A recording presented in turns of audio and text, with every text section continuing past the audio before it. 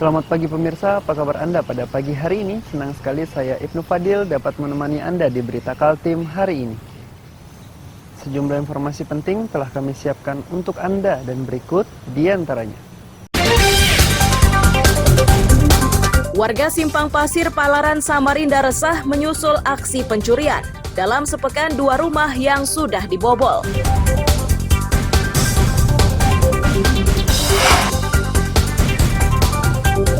Rencana penggusuran ruko Pasar Pagi Samarinda masih berlanjut. Para pemilik tetap bertahan, sementara Pemkot ngotot meneruskan rencananya. BMKG mengimbau masyarakat mewaspadai ancaman hidrometeorologi.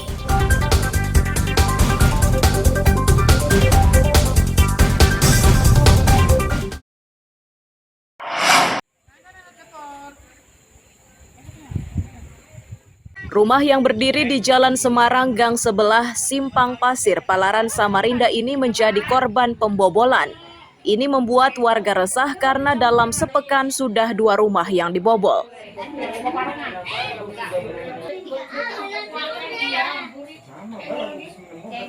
Pencurian kedua terjadi di rumah Narwi pada Jumat siang. Pelaku leluasa mengobrak-abrik dan membawa uang tunai Rp800.000 karena pemiliknya tidak berada di rumah.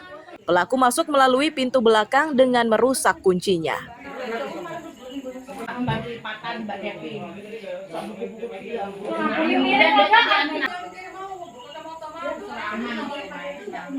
Kemalingan. Ya. Apa yang hilang?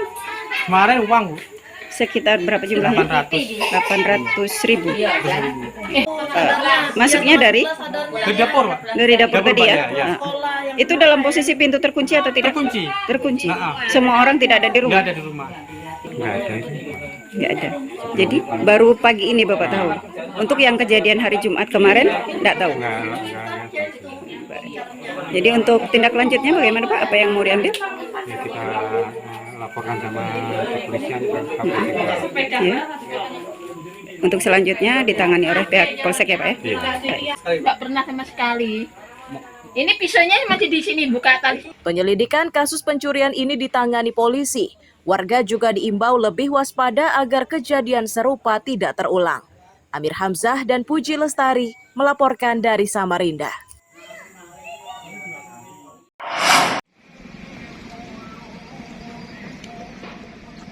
Calon pekerja migran Indonesia atau CPMI non-prosedural yang menyeberang ke Tawau, Malaysia ditahan personel Satgas Pamtas Batalion Arhanud 08 Marwaca Buana Cakti bersama Satgas Catur Bais TNI. Mereka dibawa kembali ke Indonesia untuk didata.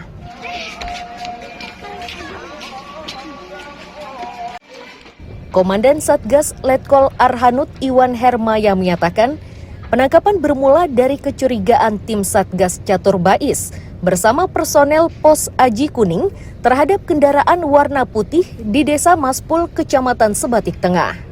Dari pemeriksaan terdapat 16 warga Indonesia, terdiri 8 dewasa dan 8 anak. Adapun barang bukti yang ditahan berupa 7 KTP, 1 kartu identitas anak, dan 1 paspor WNI.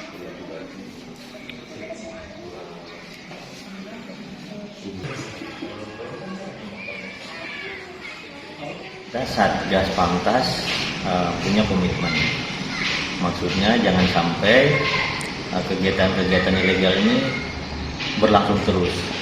Nah, oleh karena itu kita dari awal kita komit dan berjalannya waktu pasti kita tangkap ya, kita dapat terus.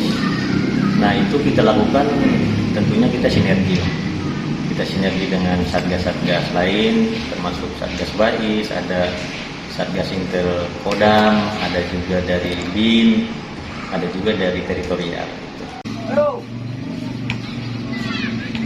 Seluruh CPMI yang berasal dari Sulawesi Selatan ini diserahkan kepada Balai Pelayanan Perlindungan Pekerja Migran Indonesia atau BP3MI Kalimantan Utara untuk dikembalikan ke daerah asal.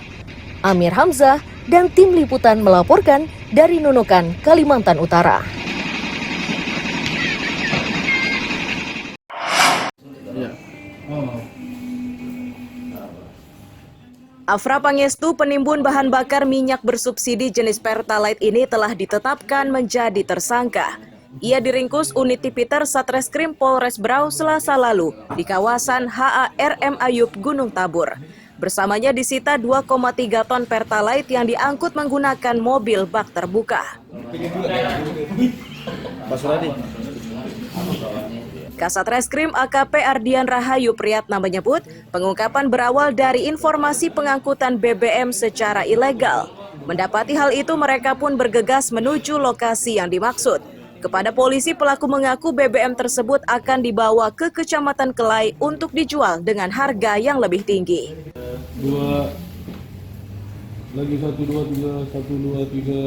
2, 3. Sekarang diterangin itu.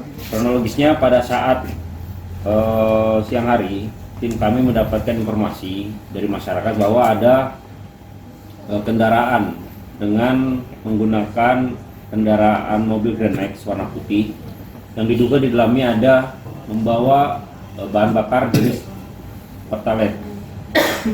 Kemudian anggota kami melaksanakan penyelidikan dan turun ke lapangan. Setelah dilakukan penyelidikan, anggota kami menemukan tumpukan bahan bakar jenis Pertalite di dalam kendaraan Grand Max dengan jumlah total sebanyak 114 dirigen. Yang mana informasi daripada tersangka yang kita amankan sementara, bahan bakar jenis Pertalite ini akan dibawa ke Kecamatan Kelai. Tetapi karena informasi yang diberikan oleh masyarakat kepada kami dan kita tindak lanjut dengan cepat, akhirnya mobil tersebut bisa kita amankan dan bisa kita bawa ke kantor.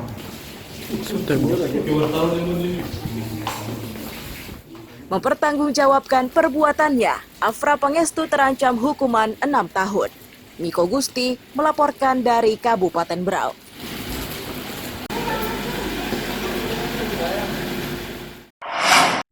Minta tolong bantuannya Pak Jihamka, menelpon pemadam karena tidak ada nomornya dia.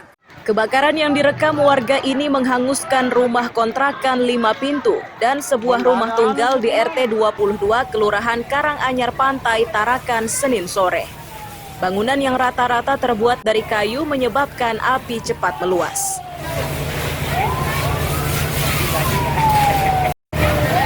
Salah satu penghuni mengaku tidak sempat mengeluarkan apapun dari rumah yang disewanya. Itu karena saat api berkobar dirinya tengah menghadiri undangan pernikahan. Ia mengetahui kejadian tersebut dari kepulan asap yang membumbung.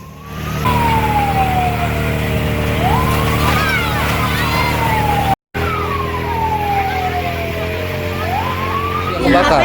Jam berapa tadi Bu kebakaran? Jam 5. Jam 5. Itu pada saat itu Ibu ada di rumah? Tidak ada, aku Tidak ada. pesta, Pak. Ibu tahu dari mana Bu pas awal? Ada api berbuaan, asap naik, Pak. Ibu langsung pulang ya? Iya, langsung di dalam Berarti di rumah kosong satu. Kosong.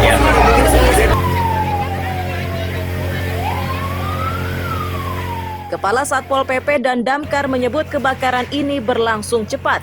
Bahkan saat mereka tiba, kobaran sudah menghanguskan hampir seluruh bangunan.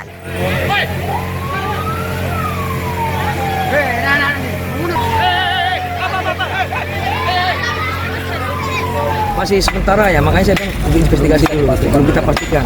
Nah, kalau sebabnya nanti dalam lidik kepolisian nanti. Ya, infonya gitu. Nah, itu kita belum tahu, masih kita investigasi karena yang bersangkutan tadi sempat terkena setrum katanya. Ada yang terkena setrum juga, makanya kita masih. Pada saat petugas datang api masih menyala, sudah mulai dipadamkan. Masih nyala, tapi sudah mulai tembakan itu sudah mulai bikinan.